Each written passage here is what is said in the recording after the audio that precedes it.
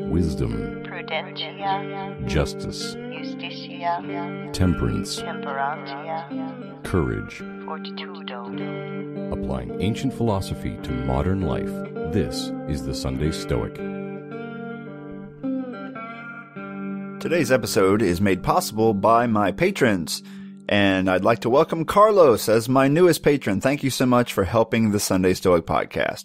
You can find out how to help by going to www.patreon.com/Sunday Stoic. Today's guest, Massimo Pigliucci, is the K.D. Irani Professor of Philosophy at the City College of New York.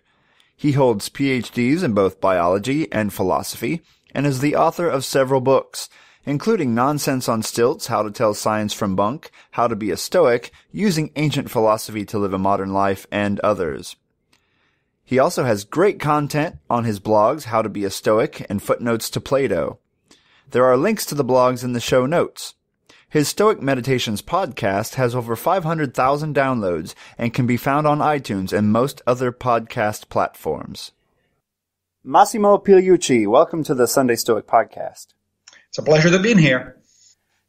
We're going to pretend that the listeners that have tuned into the Sunday Stoic somehow don't know much about Stoicism or Massimo Pigliucci. But by way of introduction... It's more likely that they don't know anything about me than about Stoicism, but sure. Well, maybe so, maybe. We'll go with it. Could you give us like an elevator pitch of what Stoicism is, and then tell us how you found the philosophy and how you think it's actually influenced your life? Yeah, I'm still working on my elevator speech. It's a classic sort of American concept that you have to have the elevator speech. That of course comes, I assume, from advertisement, and it just doesn't fit philosophy very well. But Probably. nonetheless, I'll try. So Stoicism is an ancient Greek Roman philosophy that has a lot of commonalities actually with Buddhism and other Eastern philosophies. Its main goal is to help you to live an ethical life, and to achieve a state of what is called ataraxia, which is a tranquility of mind. And the reason you achieve ataraxia is precisely because you tend to do the right thing, with training. So this is basically it. It has techniques, of course, to achieve these results. It has a sort of substantive philosophy behind it, meaning that the Stoics developed a metaphysics and a psychology and practical exercises and so on and so forth. But basically, that's what it is. It's a philosophy of life, and philosophies of life in general you can think of them as sort of a compass to help, or a framework to help you navigate life more efficiently in terms of making choices and not wasting your time. And basically, the goal is to get to the end of your life looking back and say, yeah, that was kind of worth it.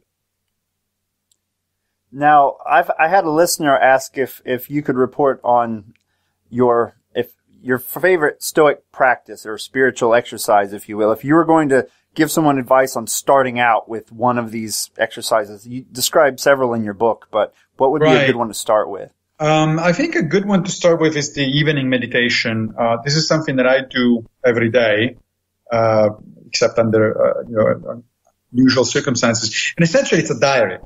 But it's a diary that it's focused on the kind of ethically important things that happen during your day. There are different ways of doing it. Seneca has a description of it at some point in his writings. So does Epictetus. The way I do it is I pose myself 3 questions which are inspired by Epictetus. And I do that every night. The first question is, what did you do wrong? The second is, what did you do right? And the third one is, what remains to be done? So the idea of the first question is not to sort of beat yourself on the back and say, bad Massimo, you did bad things today, but rather because regret, of course, for the Stoics is useless because the past is outside of your control. So there's no point in sort of dwelling on the past in terms of regret. But of course, there is a point in learning from your experiences. So writing them down and say, today, I don't know, I reacted too harshly with a colleague, let's say, or a student or something like that. That's something that you make basically a mental note and say, okay, well, let's try not to do that anymore or less frequently. The second question, what did you do right? It's because the Stoics also believe in sort of patting yourself on the back and say, hey, I did something right. Basically, over time, the idea is that you want to shift the balance of your things and have fewer and fewer things into the what did I do wrong column, and more things into the what did I do right column. The third one is important. It's, what remains to be done, because that's every night basically you focus your attention on, okay, well, here's what happened today, but what is it that I need to work on? What sort of things I need to improve? What sort of things I need to actually be mindful about? And so I've been doing that since basically the beginning of my practice a few years ago, and I find it a very, very interesting exercise, very good exercise, a sort of self-knowledge and self-improvement. So you're actually trying to live up to what Socrates recommended we do and live that examined life. Yeah. And so that's good. That's good to hear that you've seen actual changes in your life then, or you feel that you're more aware from that practice. Yes, I'm definitely more aware of things. My friends and family tell me that they have seen changes in my life. I mean, it's not a controlled experiment, obviously. It's, a sample size of n equal 1, although there is some evidence from cognitive behavioral therapy, which uses a lot of Stoic techniques or Stoic inspired techniques, that these things actually do work. I mean, there are actually published technical papers that put forth evidence that a lot of Stoic techniques actually do make a difference long term in someone's behavior. My wife has commented in a similar way that, let's say someone does something stupid in traffic or whatever. I know I just attached a judgment to it, but anyway, someone does something in traffic, and my wife will say, "You would have blown up last year. I think the Stoic thing's working." So doing my best here. Exactly. Now, my first guest on the podcast was William Irvin. Yes, I know Bill. Yeah, and we talked a little bit about developing a life philosophy, and his book was the first one I read when I first started toying with Stoicism. I have a question related to that life philosophy idea, because there's a lot of stuff out there now online, as you're aware. Every day it seems like there's another book on Amazon.com that has Stoic in the title. Yep. How can we be sure that our approach to Stoicism is more robust than a life hack? There seems to be a lot of stuff out there. Yeah, that's a good question. And I do think people need to be careful about it, because there's a lot of good stuff, as you say, but there's also a lot of stuff that's not quite that good. Of course, that goes for everything, right? If you were interested in Buddhism, you would encounter exactly the same problem. In fact, it would be even more difficult because there's a ton more books on Buddhism than there are on Stoicism. And frankly, the same is true for Christianity. I mean, if you could end up picking up a book on what is called the prosperity gospel, which I think, which uses Christianity to make money. And I think it's having grown up Catholic, I think that's an aberration of Christianity. It's got nothing to do with Christianity. I was an altar boy myself, so there you go. So you're right. It's a good question. My suggestion, of course, is to just go with authors that are well known in the, like in every other field. Authors that are well known, that have a good reputation on Stoic groups, like the major Facebook book group that has more than 40,000 members at this point. Read reviews of books and so on and so forth. I think there are two things that one needs to be aware of, however. One is essentially the Stoic equivalent of the prosperity gospel, which is, Stoicism to make a quick buck kind of thing. I don't think that's Stoicism. I don't think that's a good idea either. I mean, you can certainly use Stoic techniques in terms of, exercises and mindfulness and meditations and things like that, in order to help you with anything, including making money or advancing your career or whatever it is, right? That's true for other things as well. Again, I'm going to draw the parallel with Buddhism. A lot of people engage in meditation without being Buddhists, right? So they get benefits out of meditating. It calms their mind and, whatever it is, but they don't do Buddhism. Just because you meditate, it doesn't mean you do Buddhism. Buddhism is an ethical philosophy. Meditation is just one of the techniques, right? So the same goes for Stoicism. I don't think there's, it's fine if people want to use Stoic techniques to, get ahead in your career or solve problems about their love life or whatever it is that they want to do. So long as you're clear as a new sort of student of Stoicism that that's not Stoicism. It's not the philosophy. It's just the techniques, bag of tricks, essentially. And bags of tricks are fine, so long as you know how to use them And so long as you understand that that's not the philosophy. The second thing people need to be aware of is there's a sort of a subculture in Stoicism that it's sometimes unofficially referred to as broisism, as in brothers. Right? Broisism, Yeah, so these are people that tend to be associated with, the male rights movement and the male goes on by themselves kind of stuff. I also think that's not Stoicism. In fact, I think that's actually a perversion of Stoicism. Again, if Stoicism helps you with whatever problem you have, and your problem may be that you feel excluded from the rest of society, you're going into depression, you're prone to rage or something like that. If Stoic techniques help you with that, that's great. But again, it's not the philosophy. It's not the philosophy because it doesn't take on board the fundamental part of it, which is the ethics. Right? I mean, a lot of the Broics, so to speak, talk about the virtue of courage, for instance, which is fine. It is one of the 4 Stoic virtues, but they somehow forget the virtue of justice, which is just as important. And in fact, you cannot have courage without justice within Stoicism. The Stoics believed in what they call the unity of the virtue. So all the virtue are actually different aspects of the same thing. If you're courageous but not just, you're not courageous according to a Stoic. You're just rush, brave, whatever you want to, or other word or fool, whatever other word you want to use, but you're certainly not courageous. So people need to be careful about these kind of things. So what I would suggest is to pick up a book by Bill Irvine, by Don Robertson, by John Sellers, by there's a guy named Massimo. Yeah, there is also a guy named Massimo Pigliucci, sure. And that kind of stuff, it's, those things are written by philosophers or by, in the case of Don Robertson, a CBT practitioner who has a very strong background in philosophy. They're good books. They're very good, accessible, and they will really give you a good entry into it. Then there are advanced resources. I mean, if you go to my blog, howtobeastoic.org, you'll find a lot of articles that cover advanced Stoicism.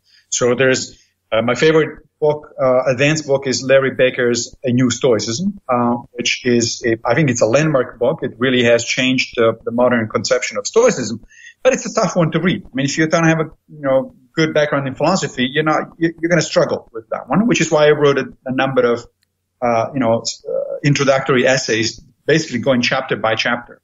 And Larry actually has helped me. So, I'm good friends with Larry Baker, and he actually checked every one of my blog posts and say, yeah, that's right, you got it right, and that's good.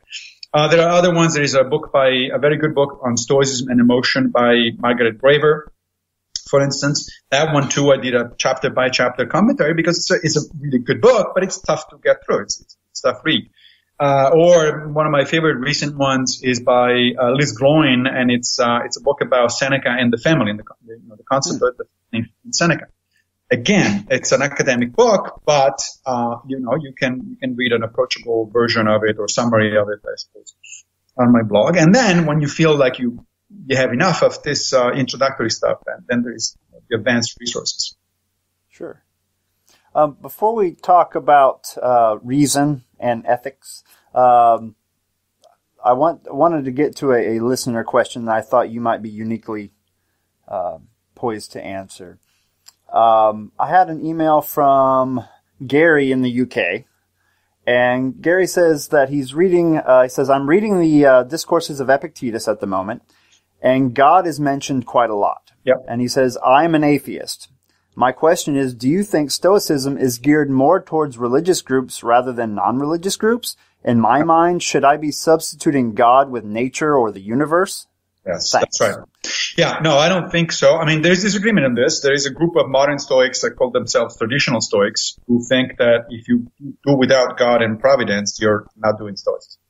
I don't think they're right. And there is a very good argument for why they're not right, that it's laid out in Larry Baker's book on Stoicism. And Don Robertson and I also wrote about it. I mean, it's a perfectly, reasonable position, the one that they take. I just happen to disagree. It's true for sure that the ancient Stoics did believe in God. There's no question about it. However, in fact, it's not just Epictetus. Marcus mentions God a lot, and Seneca a little less, but he does as well. In fact, Epictetus at times sounds like a Christian, almost, even though that's dangerous because, from a modern perspective, we tend to read sort of a version of Christianity into Stoicism, and it's really a bad idea because the Stoics were not theists, for one thing. They didn't believe in a God outside of time and space that created the universe. They were pantheists. For them, God is the universe.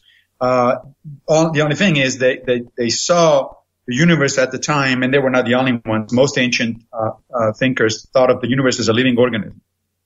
And they thought that the universe is permeated by this substance known as the logos in which we participate. That's what makes us capable of rationality. And basically God is the logos. It's the logos spread out throughout the universe. Now, as I said, most modern Stoics are not pantheists because we accept the scientific image of the world. And the scientific image tells us that no, the universe is not a living organism. It's just a thing. It's a bunch of things. And it's whatever the fundamental physics tells you it is. That said, however, your listener is correct that most modern Stoics still retain, I talk about the logos all the time. And I think of the logos as what is sometimes referred to as Einstein's God, which really should be Spinoza's God in philosophical terms. So Einstein famously was asked at one point, do you believe in God? And his answer was, yeah, I believe in the laws of nature. So if you think of the logos as simply the idea that the universe is in fact structured according to rational principles, then you're fine. Because the universe is structured according to rational principles. There's no question about it. If it were not, then we couldn't do science. We couldn't understand the universe. Now, it's an open question where that structure comes from. If you're an atheist, you say, well, it just is. It's the result of causality and, the causal web of interactions. If you're a theist, you say, well, God put it that way, made it that way. And if you're a pantheist, you say, well, that's just inherent in the way the logos works at the organismal level. It doesn't matter to me. So one of the things that I like about modern Stoicism is that, in fact, it's ecumenical from a metaphysical perspective. You can be atheist, agnostic, pantheist, theist, or deist. It doesn't matter. You can still be a Stoic. Correct me if I'm wrong. The kind of original Stoic view is that God or Zeus or whatever the name for the deity is permeates the universe, and each of us has a little spark of that God within us, which is the source of our reason, correct? Or something along these lines. Yep.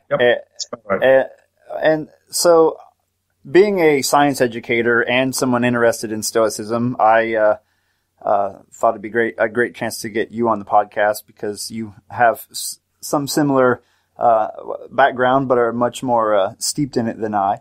So I thought we could get two birds stoned at once, if you will, and discuss a little bit about Stoicism and reason, and maybe hint a little bit at your, you discuss, what is it, Scientism or Scientism? Is that the correct term? Scientism, that's right. Yeah, that might come up perhaps in our short discussion here as well. But I thought a good place to start then would be, at least from the viewpoint of a Stoic, or you can start wherever you wish, but what is a good working definition for this thing we call reason? Yeah, that's a damn good one. So, I don't know that even philosophers have a particularly good definition of reason because, reason is one of those fuzzy concepts that is inherently difficult to define precisely. And yet, pretty much we all know when we see it. It's like, that famous American judge, referred to pornography. It's like, it's hard to define, but you can tell the difference between, a Michelangelo painting of nudes and a pornographic, picture. Right. Even though when you actually can come down to the details, you say, well, how exactly are they different? I mean, often the difference is actually in the intention in that particular case. But, when it comes to reason, so I would say that, reason has to do with logic, for one thing, obviously. I mean, if you are saying something that is incoherent, or if you're saying something that is self-contradictory, or you're saying things that just don't follow, so you start with certain assumptions, and what you're saying does not actually derive from those assumptions, then you're being unreasonable, you're not being logical. But reason is broader than logic. There's a great book actually for people interested in this to check out. It's called The Edge of Reason by Julian Baggini, who is a freelance philosopher based in the UK. And Julian makes his case very nicely. He says, logic is a very, very particular kind of thing. It's a very, formally defined kind of activity. It's what you study in logic classes, right? It's just like mathematics. But reason includes logic, but it's much broader than that because you have to navigate a lot of complex situations that don't necessarily lend themselves to very straightforward logical analysis. Logical analysis tend to be fairly simple, fairly binary, fairly uncomplicated. But real life is more complicated. So I would say the reason includes logic, but it also includes a number of assumptions about how the world works, about your values, about what is important and what is not important. It also includes the notion that you want your reasoning and your conclusions to be in sync with the evidence. That is, empirical evidence has to come in at some level. Now that doesn't mean it has to be a scientific study. Obviously, we can't do a scientific study about a bunch of things, and we still need to make reasonable decisions about it. But you certainly want to look at evidence, and whatever evidence is available. And so your reasoning should be coherent both internally, basically, that's what I'm saying, in terms of, having no contradictions, and externally. It should cohere with the external world. So, for instance, I think that if you're a creationist, we were talking before the beginning of the show about creationism in the South, because we're both, you teaching in the South now, and I taught in Knoxville, Tennessee for some time. I think that creationism is fundamentally unreasonable today. But the reason for it, and the reason I'm saying that is because it is dramatically at odds with, the available evidence from science. Now, if we were talking, however, 200 years ago, let's say, and the time of William Paley, well, I don't know, so that's before Darwin. Well, okay, actually, that was not an unreasonable position. In fact, in the discourses, you find Epictetus mounting something like the design argument, in defense of his notion of providence. And in the time of Epictetus, that was reasonable. It actually went well with the empirical evidence that was available at the time. In fact, in my book, in How to Be a Stoic, there's a chapter when I take on, as you know, the book is based on the premise that, I go down the Roman Forum and have a bunch of talks, conversations with Epictetus. Yeah. And every conversation is on a different topic, of course. And it starts out usually with an actual quote from the discourses, and then I take on that and I develop it. One of the chapters is on the notion of providence and design. And I tell Epictetus, and I read that part and in your discourses, and at the time that was reasonable. But here, let me tell you why it's not reasonable today. And I expect Epictetus that would agree with me today. As a smart person, as a philosopher, as trained in philosophy, he would say, "Oh yeah, that's right." Given the evidence that's available 2,000 years later, yeah, it's unreasonable to believe in some of the kinds of things that I was believing. So I think that that's what reason is. Reason is an approach to make the most coherent argument possible that are informed by evidence. And from the Stoic perspective, then it was reason the one thing that was the dividing line between us and other animals. Yes. In fact, both Seneca and Epictetus explicitly say. In fact, even Marcus explicitly say that.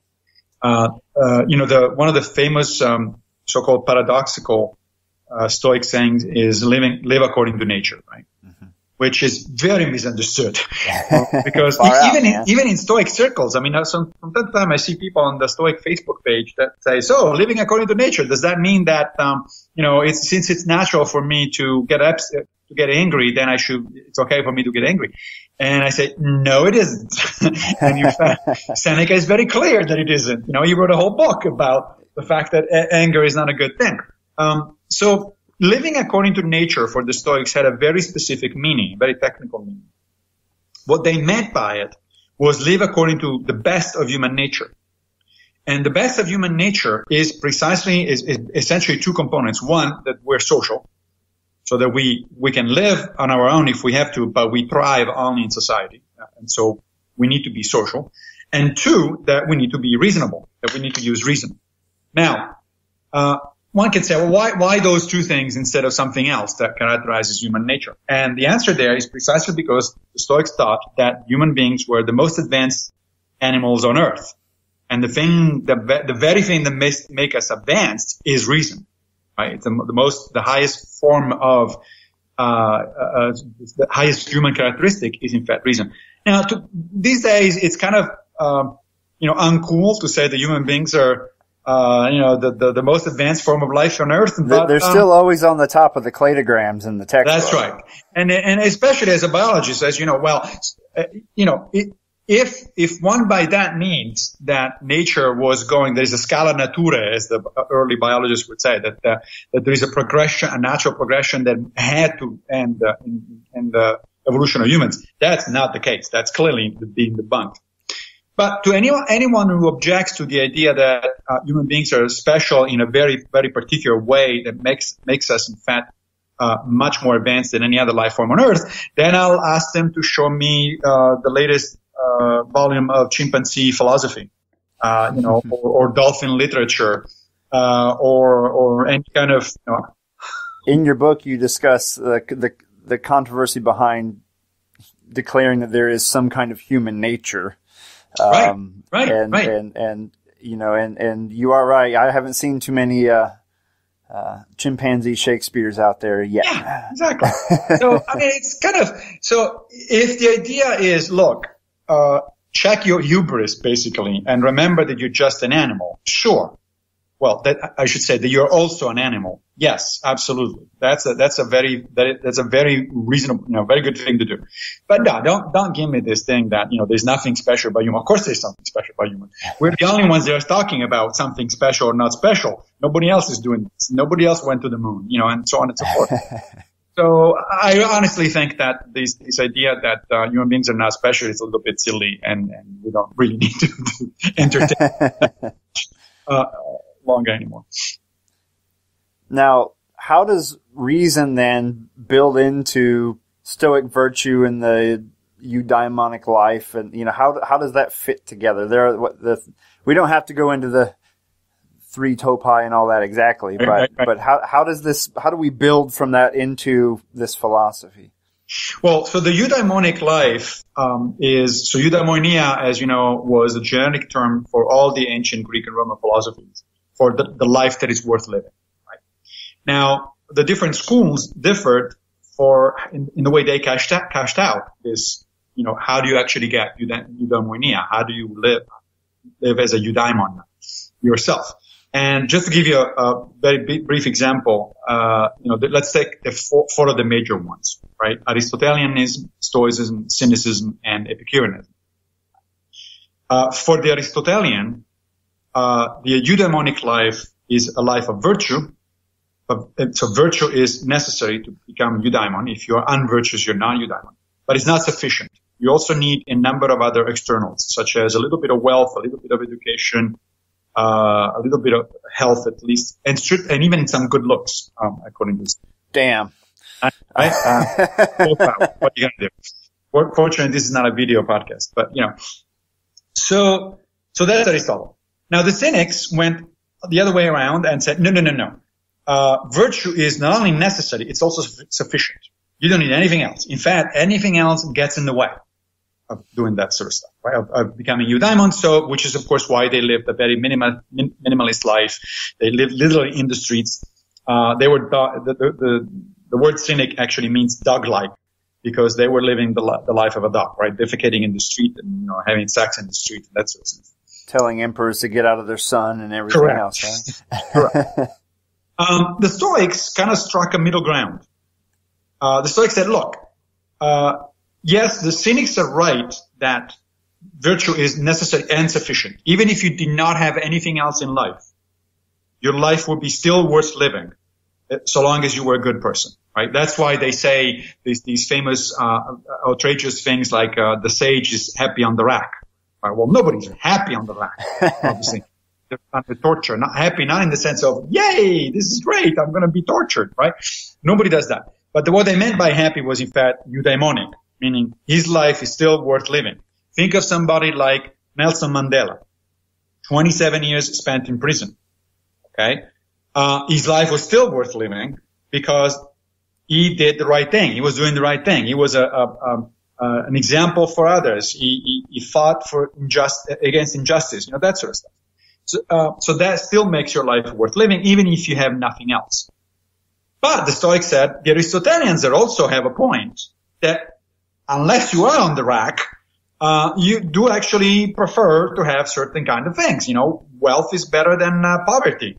Health is better than sickness, and so on. Education is better than ignorance, and even good looks are better than, being ugly.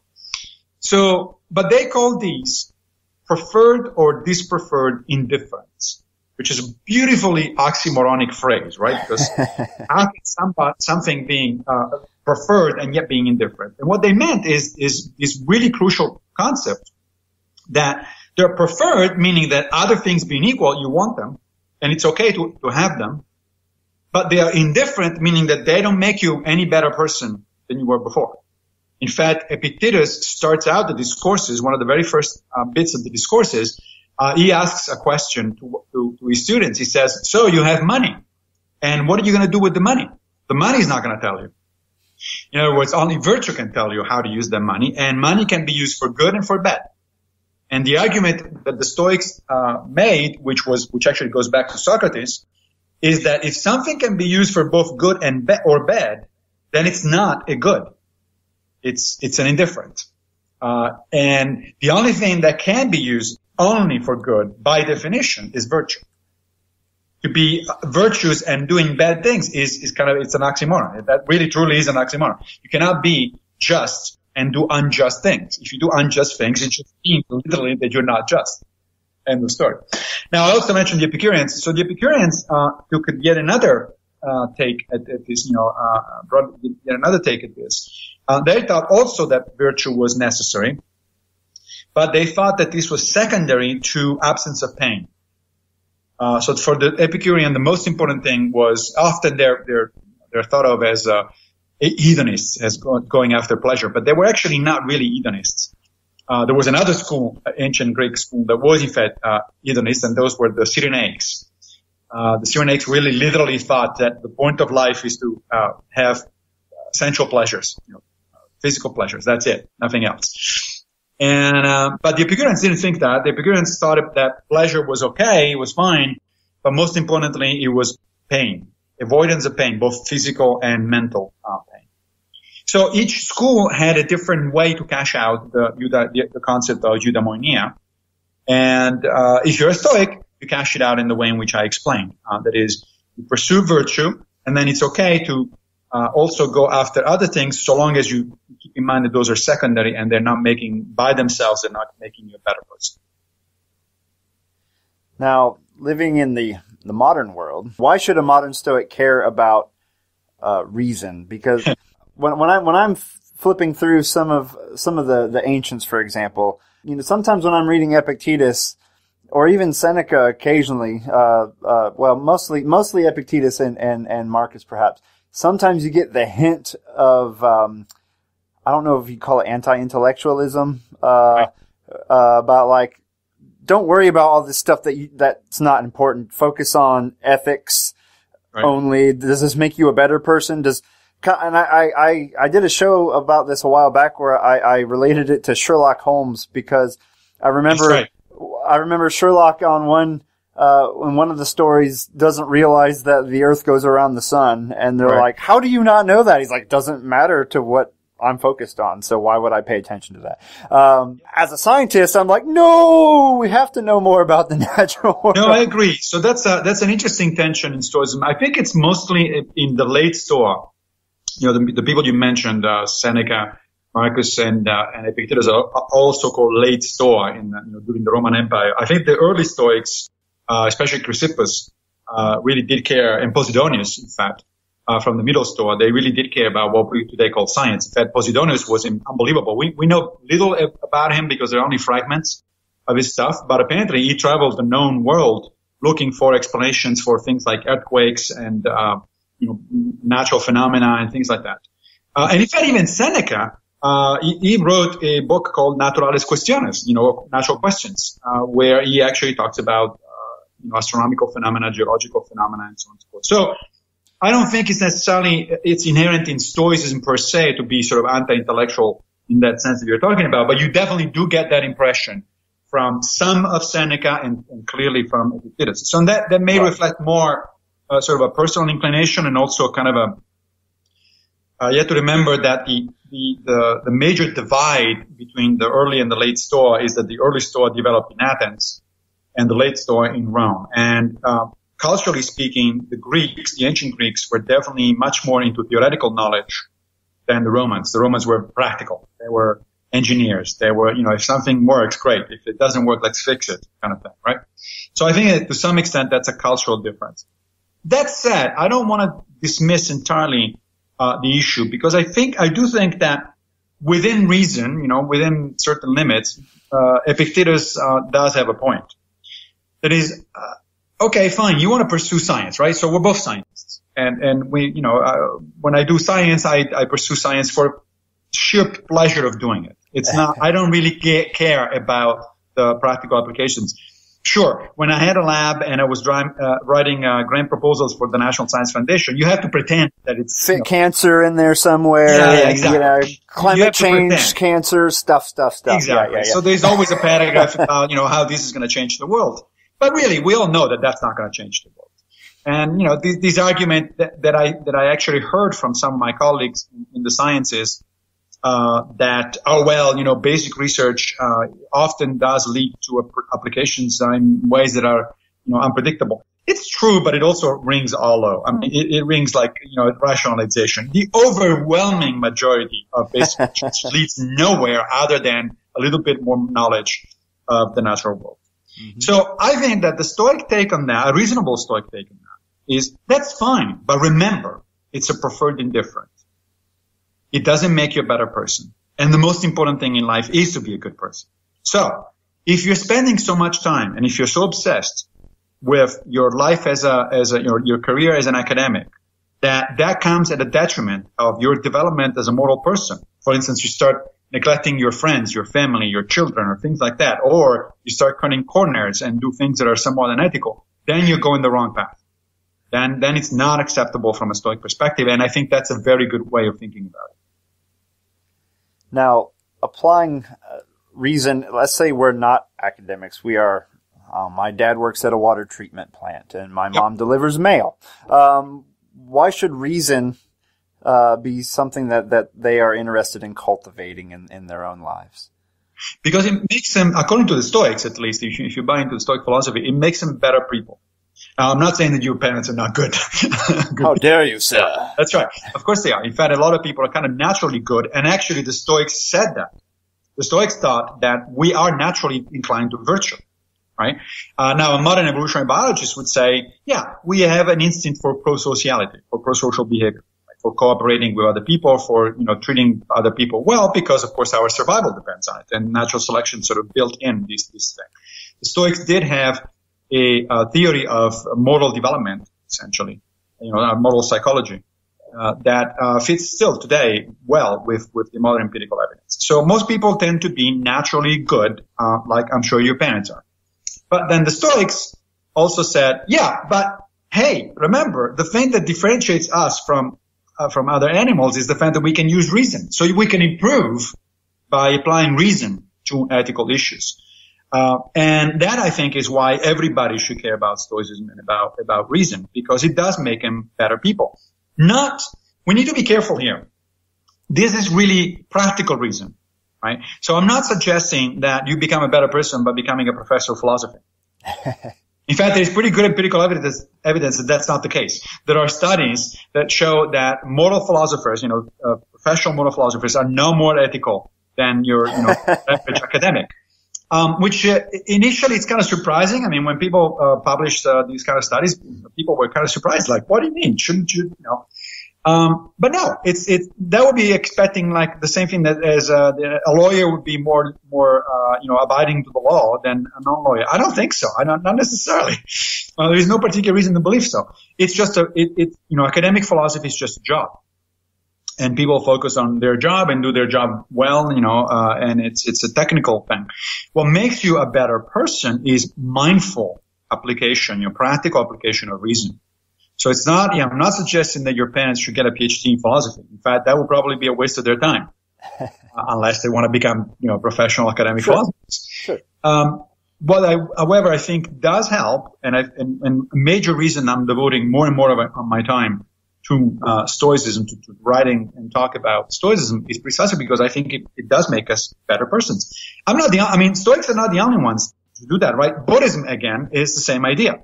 In fact, every religion or philosophy you can think of shares the same idea. Why do you go to church if you're a Christian to listen to what the priest is telling you on Sunday morning? Part of it is the social part, right? I mean, you want to commune with fellow Christians and so on and so forth. But part of it is that you want to be reminded of the Word of God. You want to learn about the Word of God because presumably you're learning to become a better person, right? You want to become a theologian if you go to church. You just want to become a better person. So the same way with Buddhism. I mean, you read texts and you practice. So I do think that reason is an important component of an important guidance of what makes people better individuals. But it's not reason for its own sake. Because reason for its own sake, can easily turn you into a psychopath. It's not, right. It's not, by itself, it's not enough. I liked what you were saying about being an expert versus actually applying. Right. I actually, joked about turning this podcast I release on Sunday, and when I'm doing my normal form, when I'm doing my normal form, I actually modeled it on Catholic Mass just because I did 3 readings and then relate it to a topic in a little, almost like a sermon, right? Yeah. I thought about changing the title to the Vomiting Sheep Podcast, cause after, that's what sometimes I feel like I'm talking about it like a sheep vomiting up its grass in front of the herder rather than actually being an expert at applying everything we're talking about. And you have to really work at letting it seep in and apply it to your life. Absolutely. And look, Epictetus explicitly explains to his students in the discourses why reason is important. He says, you don't want to behave like a sheep, going around randomly, nor do you want to behave like a wild beast, in rage and angry about things. You want to be using reason because reason is what tempers your emotions, what allows you to move away from. This is probably a good time to talk about emotions because, as you know, Stoics are often accused of, wanting to live life with a, stiff upper lip and, suppressing emotions like the Mr. Spock version of Stoicism. But that is not the case. In fact, one of the books that I mentioned earlier by Margaret Graeber, Stoicism and Emotion, it's very clear because she makes a scholarly case for what I'm about to say. And that is that the Stoics did not seek to suppress emotions. What they actually were trying to do was to shift our emotional spectrum away from negative and disruptive emotions such as fear, anger, and hatred, and toward the cultivation of positive emotions such as love and joy and a sense of justice.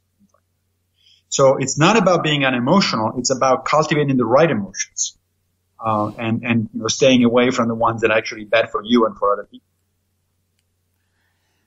Now, side note, I saw on an interview you did recently, you were drinking from a USS Enterprise coffee mug while That's right. chatting. Are you a Trek fan? Absolutely. I've seen every series and every movie more than once.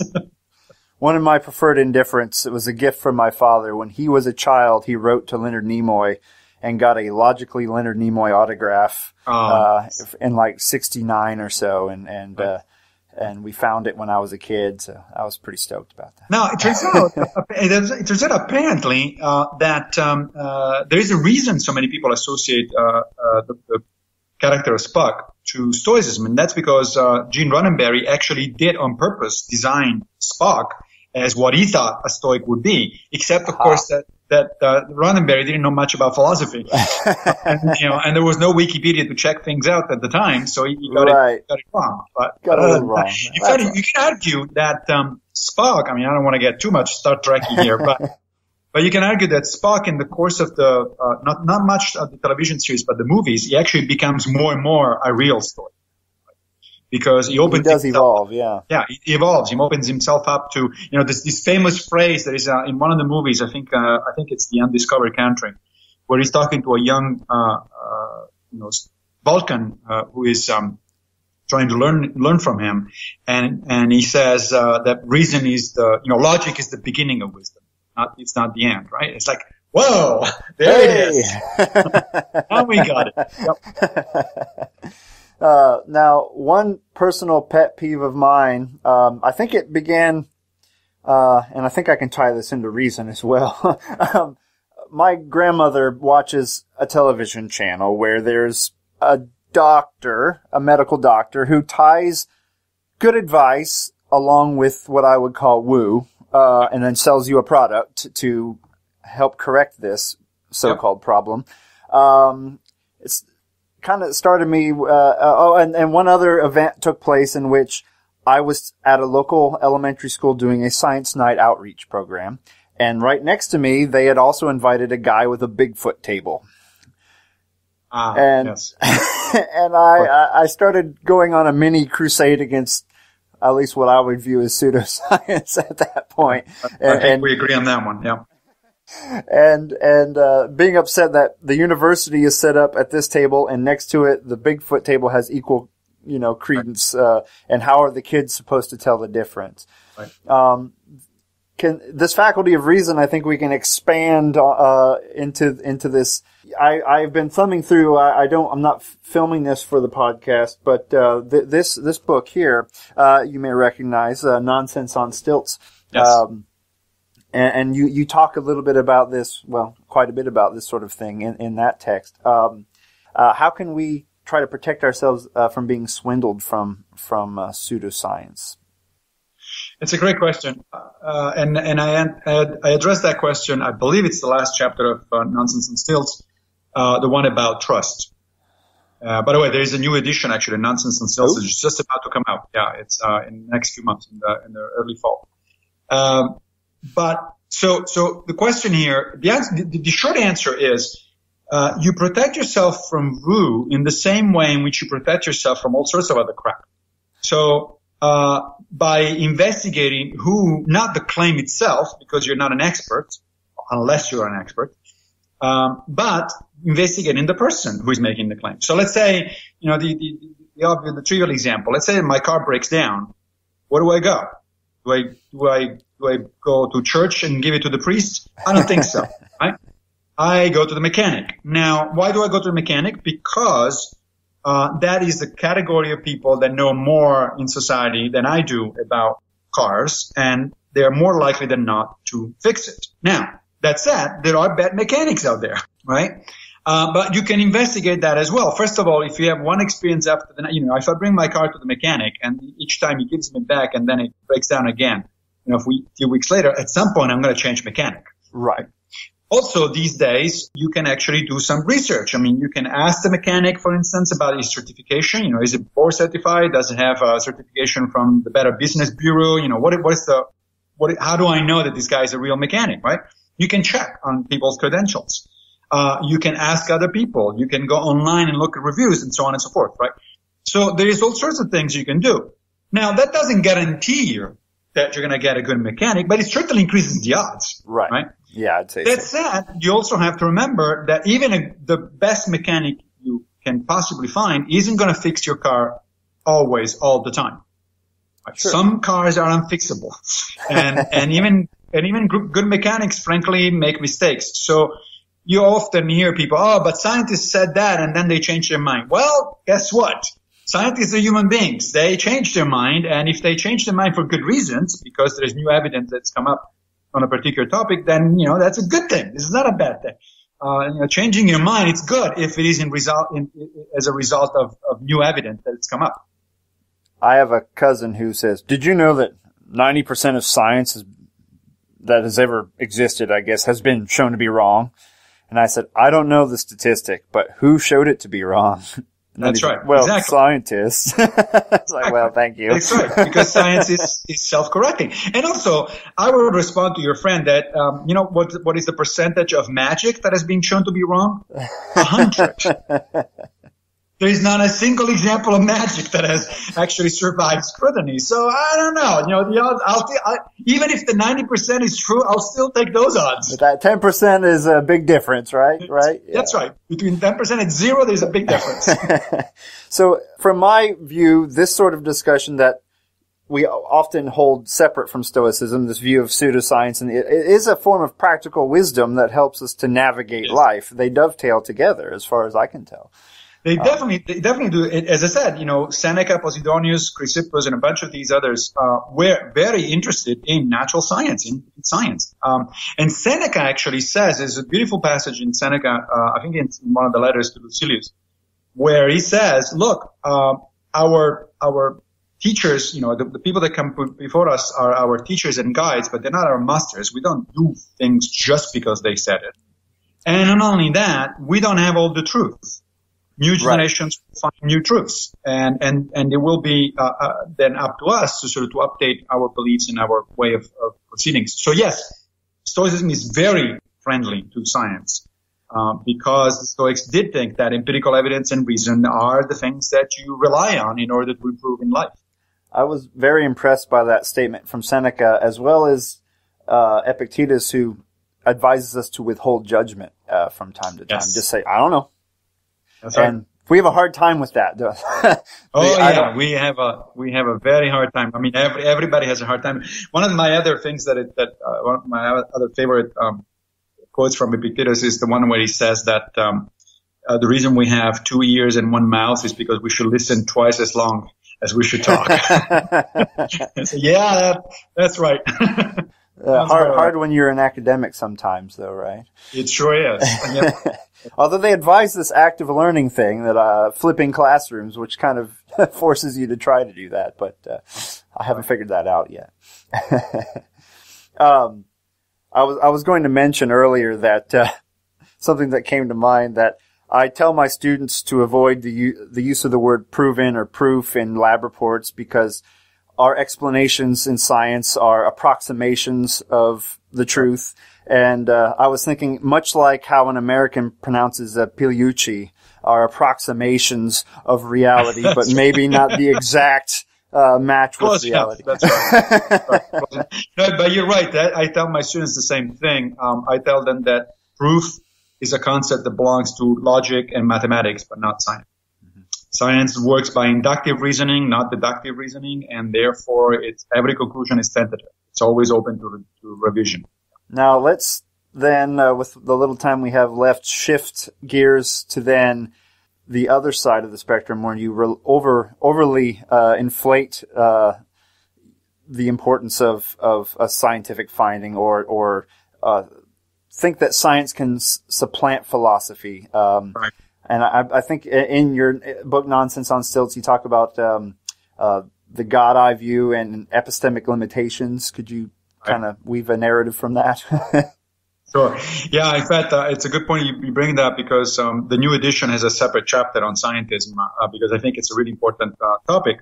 So scientism, as you were saying, is this idea that some people, often scientists, but not only, sort of push the envelope to the point where they essentially seem to be saying that the only things that make sense are the things that science tell you.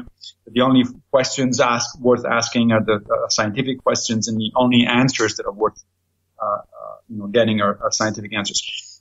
This is so patently and obviously untrue that I don't understand how people can actually consider this seriously. The obvious example is actually logic itself, right? So I would love to see a scientist, one of my physicist friends who have a particular propensity towards scientism, to give me empirical evidence that modus tollens is a valid form of inference. Modus tollens is a very basic type of tool in logic. It's a very basic kind of reasoning in logic, in deductive logic. And I would love to see what kind of experiment one would design to see if modus tollens actually is valid or not. And you can't. There's no empirical evidence whatsoever. It's just, you have to get a logical proof. The same, of course, goes with mathematics. Trying to give me an empirical proof of the Pythagorean theorem. And no, you don't do it by drawing triangles, because you don't need to draw the triangle. That's the point. Yes, you can draw a triangle and then measure it and say, guess what? The theorem is right. But you knew that already. You can know that without any empirical evidence whatsoever. So those are the obvious examples, right? Things get a little more complicated when it gets to areas where I think the discussion is more interesting. Let's say ethics, for instance, right? So for one thing, on the one hand, I don't believe that science by itself provides answers to moral questions. So I don't believe like position that is put forth by people like Sam Harris or Michael Shermer or things like that. But at the same time, I'm also wary of some philosophers who have a sort of a knee-jerk reaction and say, no, you can't. Science has nothing to do with ethics because, and usually at this point, there is the appearance of this magic bullet, which is called the Izaak Gap. The Izaak Gap is a notion that was introduced by David Hume, one of my favorite philosophers. And basically, it's taken often to say that there is just no way to go from matters of fact, that is, to matters of value, the ought. First of all, arguably, that's not what Hume was saying. If you actually read the book where Hume actually was writing that, you read the quote carefully, he says that he doesn't understand how people so quickly go from is to ought. He never says that you can't do it. And in fact, it's kind of weird that he would say so because Hume's own approach was naturalistic. And so surely he thought also of ethics as naturalistic, as coming out of nature. So facts do have something to say. The Stoics in particular, just to bring this back to Stoicism, the Stoics were definitely naturalistic from an ethical perspective. I mean, they thought that certain things follow from us because of human nature. If human nature were different, then no, we wouldn't be naturally prone to virtue or naturally prone to be good, and therefore we'd be completely different kind of beings, and Stoic ethics would not apply to us. Mm-hmm. So where does the line belong? I think that it belongs somewhere in the middle. That is, ethics is certainly informed by facts. If you don't know things about the world, you cannot reason ethically about those things. But the facts by themselves don't tell you enough. They don't pinpoint a particular type of answer. So let me give you a very trivial example. Let's say that we're talking about abortion, permissibility of abortion, which, as you know, is a big topic. It's got, you hear about it from time to time. Yeah, especially in the United States. And now let's say that we have come to an agreement, the two of us, because we've had discussions, philosophical grounds, and we've examined the arguments, and we have agreed that, look, it's reasonable, it's ethical to allow abortion in the early stages, but not after the fetus begins to feel pain. Let's say we were right at this. Of course, people would disagree with that conclusion, right? But let's say for the sake of argument that that's what we agreed on. Well, at that point, science comes in big time. Because how do I know when the fetus feels pain? Well, I have to ask a developmental biologist or a developmental neurobiologist or something like that, a cognitive scientist, something like that.